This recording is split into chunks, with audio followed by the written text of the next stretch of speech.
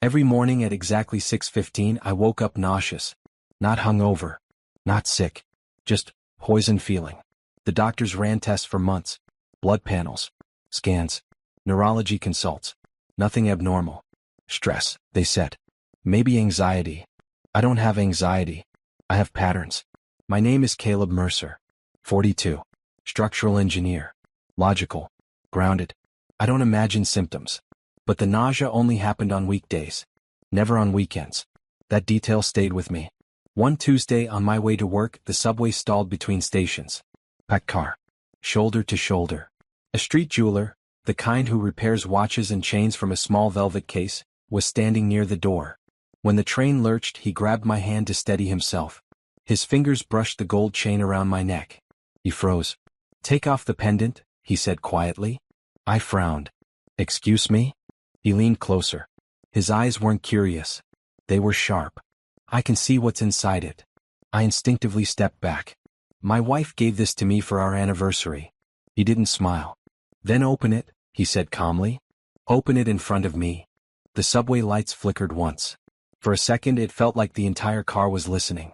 "It's sealed," I said, gripping the pendant. "It doesn't open." The jeweler tilted his head. "All pendants open. Some just don't want you to know they do." I almost laughed. Almost. But something in his tone wasn't theatrical. It was technical. "I repair antique lockets," he continued quietly. "That hinge line? It's microscopic. Custom work." My pulse started climbing. My wife had given it to me 6 months ago. Engraved. Personalized. "So you'll always carry my heart," she'd said. I swallowed. "You're mistaken." He didn't argue. He just reached into his velvet case and pulled out a thin precision tool. "Open it here," he said. "Or open it at home. But open it." The train screeched back into motion. The moment broke. When the doors slid open at the next station, he stepped out. Before leaving, he looked at me once more. "You said you feel sick in the mornings?" I froze. "I didn't tell you that." He held my gaze. "You didn't have to." And then he disappeared into the crowd. I didn't go to work that morning. I stood on the subway platform long after the train left, my hand wrapped around the pendant like it might bite me. Microscopic hinge. Custom work. 6 months ago. The nausea had started 5.5 months ago. I told myself this was paranoia. A stranger planting doubt. A coincidence. But logic doesn't ignore timelines. I went straight home. My wife was at her Pilates class, Tuesdays and Thursdays at 7:30 a.m. Like clockwork. Patterns. I locked the door behind me and stood in the kitchen under bright light. The pendant looked innocent. Polished gold. Small engraving on the back, Forever C and L. Caleb and Lila. I grabbed a magnifying glass from my desk drawer. And there it was. A hairline seam running along the edge. Invisible unless you were looking for it. My stomach twisted, not from nausea this time. From clarity. I pressed my thumbnail against the seam. Nothing. Then I remembered the jeweler's tool. I didn't have one. But I had engineering precision tools in my garage. 10 minutes later, under a workbench lamp, I slid a thin blade into the seam. It clicked open. Inside wasn't a photo. It was powder. Fine. Pill. Packed carefully. My hands started shaking. And for the first time in months, I knew exactly why I'd been sick. I didn't touch the powder. Engineering teaches you one rule: never contaminate evidence before you understand it. I set the pendant down carefully on the metal workbench and stared at it under the lamp. Fine grains. Almost weightless. Packed in a shallow cavity behind a thin mesh lining. So it wasn't meant to be swallowed. It was meant to breathe. Every morning I wore it while shaving. While making coffee. While standing under hot shower steam. Heat. Moisture. Friction. Controlled exposure. My stomach dropped. I sealed the pendant inside a Ziploc bag and drove straight to a private lab downtown. Not a hospital. Hospitals talk. Labs test. I didn't tell them the story. Just said I suspected contamination. Paid cash. 3 hours later I got the call. "Mr. Mercer, preliminary analysis shows trace amounts of thallium compounds." Thallium. I didn't know much about it. I didn't need to. The technician continued. "Low-dose exposure can cause nausea, fatigue, nerve damage over time." Over time. Slow. Deliberate. I hung up and sat in my car outside the lab. 6 months of marriage anniversaries. 6 months of her adjusting the chain around my neck herself. And every morning, she kissed me before work. I didn't confront her. Not yet. People who poison slowly don't panic easily. They plan. They measure. They wait. So I waited too. That evening, I wore the pendant like nothing had changed. When Lila came home, she smiled the way she always did, soft, attentive, almost concerned. "You look pale again," she said, brushing her fingers against the chain. Adjusting it. Adjusting the dosage. "I'm fine," I replied calmly. "Just work stress." She studied me for a second longer than usual. Calculating. That night, while she showered, I replaced the contents. I emptied the thallium into a sealed container and filled the cavity with inert powder, crushed vitamin supplement. Same color. Same texture. Harmless. Then I closed the hinge. Seem invisible again. The next morning, I watched her carefully. No hesitation. No fear. She fastened the chain around my neck herself.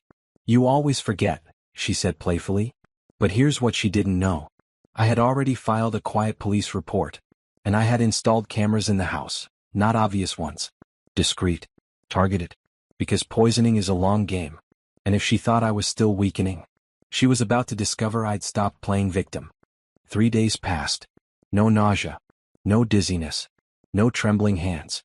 My body felt clearer than it had in months. Lila noticed. "You seem better," she said over dinner, watching me too closely. "New vitamins," I replied casually. "Doctor's suggestion." Her fork paused midair for half a second. Then she smiled. "Good." That night, I reviewed the camera footage. Kitchen. Bedroom. Bathroom hallway. At 6:08 a.m., before I usually wake up, she entered the bathroom quietly. Opened the medicine cabinet. Looked at herself in the mirror for a long moment. Then she reached for the chain resting on the counter. She opened it. Her fingers paused. She frowned. The mesh lining was still there, but the texture had changed. Subtle. Almost imperceptible. She tapped the inside with her nail. Rubbed the powder between her fingers. Then she did something that removed all doubt. She pulled out her phone. Typed something. Zoomed in on the screen. Comparison photo. She was checking if the color matched. My chest tightened, not with fear. With confirmation. This wasn't paranoia. This wasn't accident. This was maintenance. And as she stood there under the bathroom light, studying the contents of the pendant she had given me, she had no idea I was watching her live from my office downstairs. I didn't storm upstairs. I recorded everything. Time-stamped. Backed up. Uploaded to a secure cloud server under an encrypted file name. Engineers don't react emotionally. We document. At 6:12 a.m., she closed the pendant. At 6:14, she fastened it around my neck with the same soft smile she'd worn for 6 months.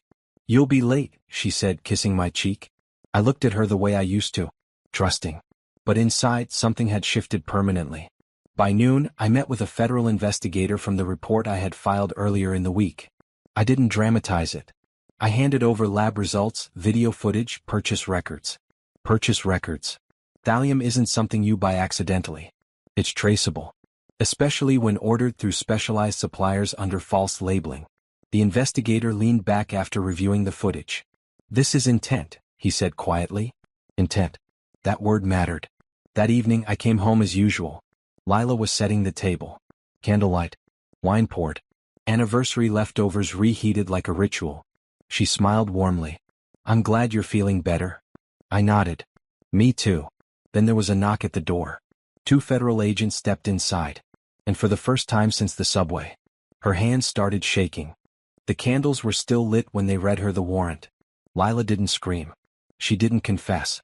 She did something far more revealing. She looked at me. Not with guilt. With calculation collapsing in real time. "This is insane," she said evenly. "He's sick. He's paranoid." One of the agents placed a clear evidence bag on the dining table. Inside it, the pendant. Seemed visible now. No illusion left to protect. "We recovered trace purchase records of thallium compounds tied to your account," the agent said. "And we have video documentation of you accessing the device." Device. Not jewelry. Not gift. Device. Her composure cracked then. Not tears. Anger. "You went through my things?" "No," I said quietly. "You went through my bloodstream." They escorted her out past the neighbors' windows. The house felt different immediately. Not quieter. Just honest. 6 months of controlled exposure. 6 months of watching me weaken. I kept the pendant. Not as evidence. As reminder. My name is Caleb Mercer. I survived something designed to erase me slowly. The doctors found nothing. A stranger on a subway saw everything. And the only thing more dangerous than poison is trust given to the wrong hands.